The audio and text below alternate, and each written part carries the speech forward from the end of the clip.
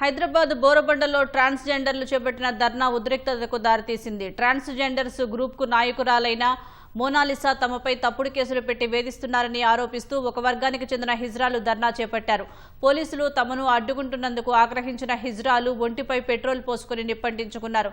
ఈ ఘటనలో పలువురు ట్రాన్స్జెండర్లు గాయపడ్డారు. వారిని నిలువరించే క్రమంలో పోలీస్ సిబ్బందికి సైతం గాయాలయ్యాయి. క్షతగాత్రులకు గాంధీ ఆసుపత్రిలో చికిత్సలు అందిస్తున్నారు.